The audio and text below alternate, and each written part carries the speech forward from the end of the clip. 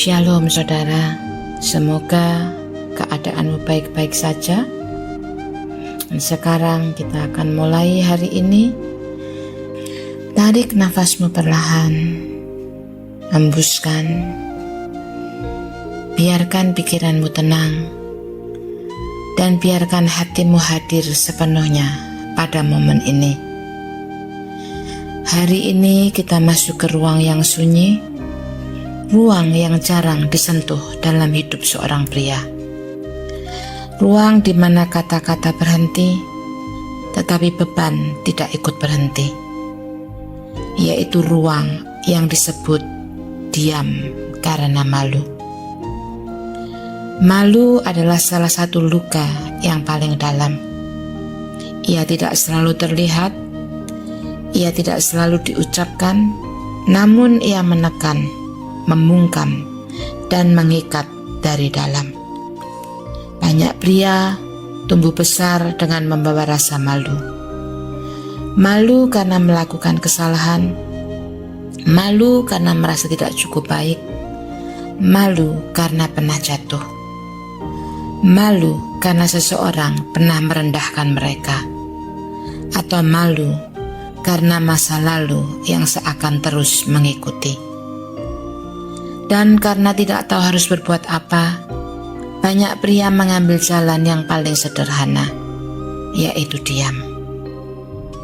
Diam agar tidak ada yang bertanya, diam agar tidak ada yang tahu, diam agar tidak ketahuan betapa beratnya beban yang dibawa. Diam karena tidak mau terlihat lemah. Diam karena merasa tidak punya hak untuk bicara. Namun di balik diam itu, ada jutaan cerita yang tertahan, ada air mata yang mengering sebelum sempat jatuh, ada rasa bersalah yang tidak pernah dibahas, ada ketakutan bahwa jika orang tahu siapa aku sebenarnya, mereka akan menjauh. Diam seperti itu menjadi tembok yang tak terlihat. Tembok yang dibangun sedikit demi sedikit, tahun demi tahun. Tembok yang akhirnya membuat seorang pria merasa lebih nyaman dan aman, bersembunyi di balik keheningannya. Tetapi keheningan yang seperti ini bukan kedamaian. Itu adalah keheningan yang menyiksa. Keheningan yang memisahkan seorang pria dari dirinya sendiri. Keheningan yang memenjarakan. Sahabatku, mungkin engkau juga pernah merasakan itu. Mungkin engkau pernah menutup diri karena engkau malu dengan kesalahanmu. Atau mungkin engkau takut mengecewakan orang yang kau cintai. Mungkin engkau merasa identitasmu tercoreng karena sesuatu yang pernah terjadi. Atau mungkin selama bertahun-tahun engkau hidup dengan suara di dalam hati yang berkata, tidak usah bicara, tidak usah jujur, karena tidak akan ada yang mengerti.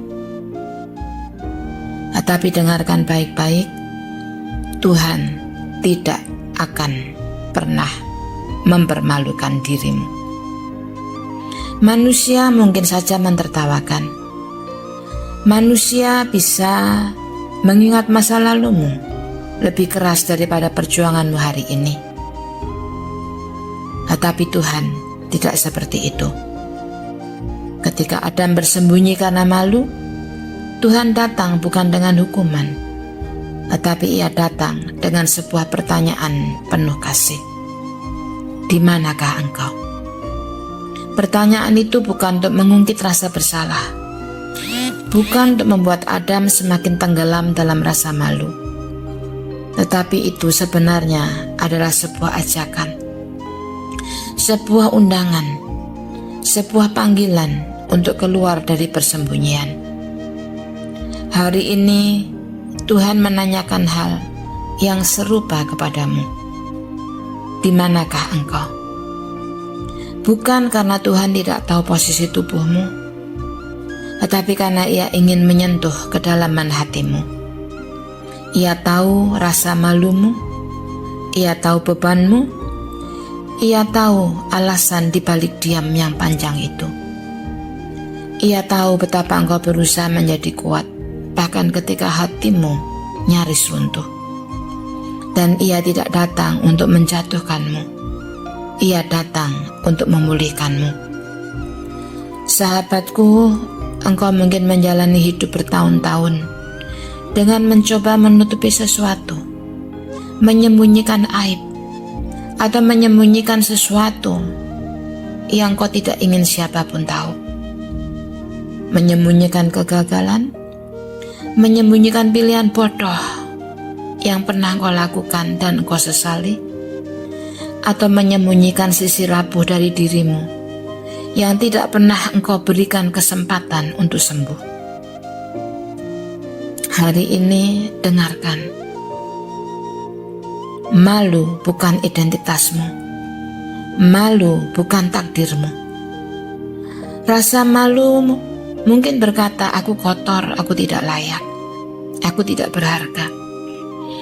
Tetapi Tuhan berkata, engkau adalah anakku dan aku memilihmu. Engkau berharga bagi aku. Rasa malu mungkin berkata, aku sudah rusak, aku sudah salah mengambil keputusan. Tetapi Tuhan berkata, aku bisa memulihkanmu. Rasa malu mungkin berkata, aku harus sembunyi.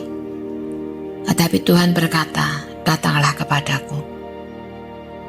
Rasa malu berusaha berkata bahwa lebih baik engkau sendirian. Tetapi Tuhan berkata, aku menyertaimu dan engkau tidak pernah sendirian. Rasa malu mencoba mengikat hidupmu dengan masa lalu. Tetapi kasih Tuhan lebih kuat dari segala belenggu. Hari ini Tuhan ingin mengangkat wajahmu. Ia ingin menghapus beban yang kau simpan sendirian. Ia ingin engkau tahu bahwa tidak ada masa lalu yang terlalu gelap sehingga kasih-Nya tidak bisa menembus. Sekarang, tariklah nafasmu perlahan.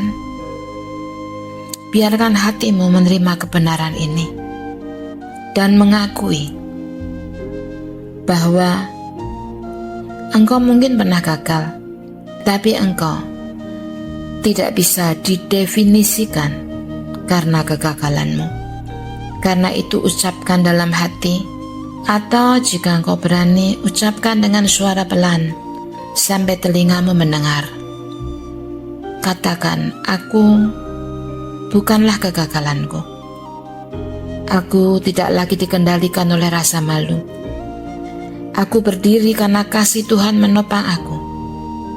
Aku mungkin jatuh, pernah jatuh, tetapi Tuhan menegakkan aku kembali. Malu bukan lagi identitasku. Tuhan sudah menebus aku. Hari ini aku keluar dari persembunyianku.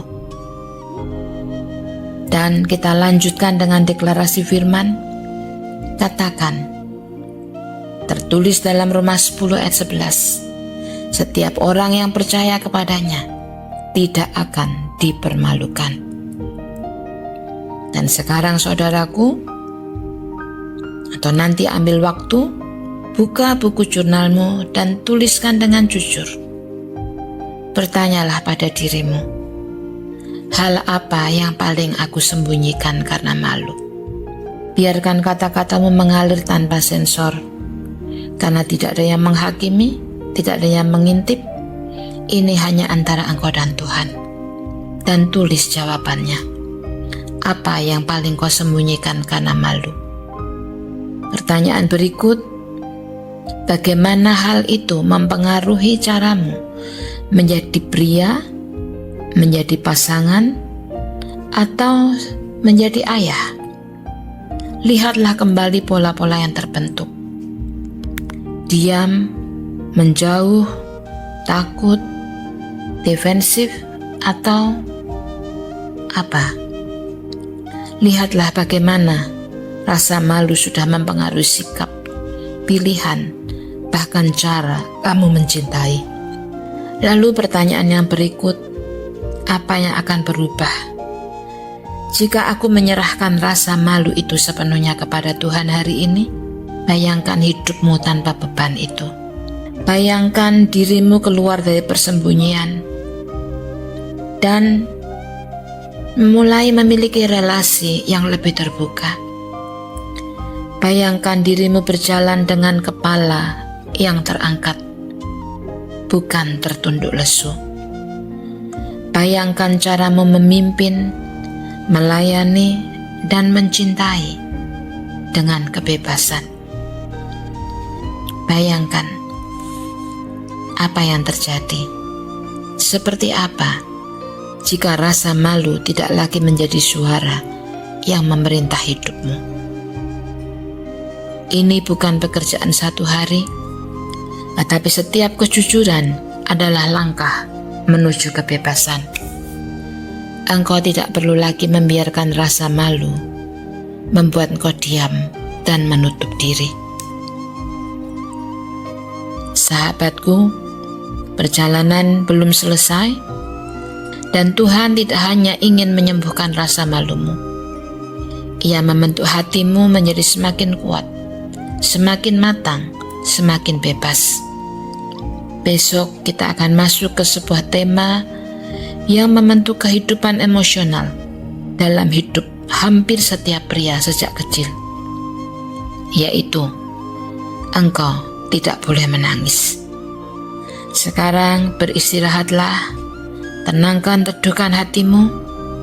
Engkau sedang dipulihkan oleh tangan Tuhan sendiri. Tuhan memberkati. Amin.